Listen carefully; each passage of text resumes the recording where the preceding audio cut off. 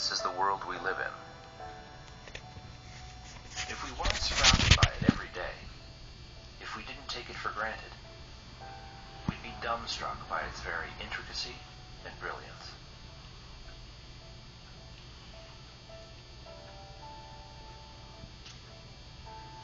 This is an ordinary, familiar wooden pencil.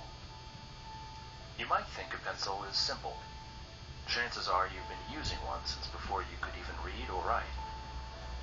But just because it's familiar doesn't mean it's simple. In fact, it's complicated, elaborate, beautiful, elegant. Its very existence is too improbable for any one person to truly comprehend. These are the basic materials that go into a pencil: graphite, cedar, metal, and rubber. But if you had all the elements of a pencil right in front of you, could you make a pencil? It's not as easy as you might think. In fact, no single person on the face of the earth could do it without the help of countless others. And this is the key to understanding the world.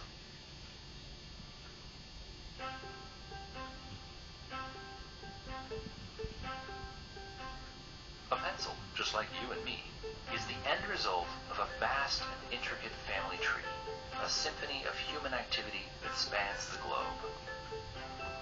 Through their work and knowledge, a vast number of people have had a hand in making this simple pencil. Unlike your family tree, this one begins with an actual tree.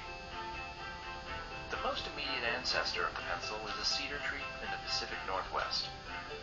But the loggers who harvest the timber are also its ancestors. And these men don't work alone.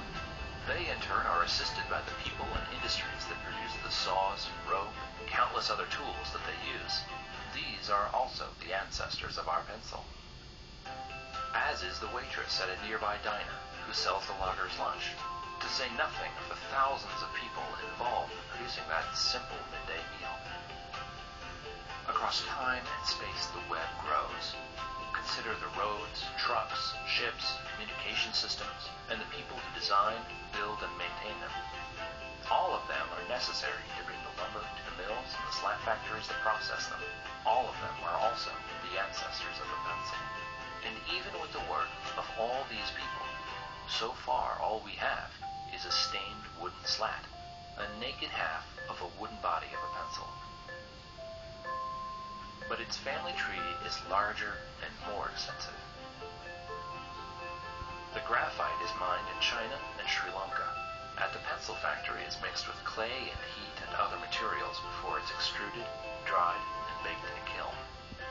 People from different continents, different cultures, cooperate to bring these materials together with waxes, kilns, and equipment from across the world. These two are the ancestors of the pencil. And the same is true of the eraser. With ingredients from around the world, it's the end result of a similarly complex and exotic branch of the family tree.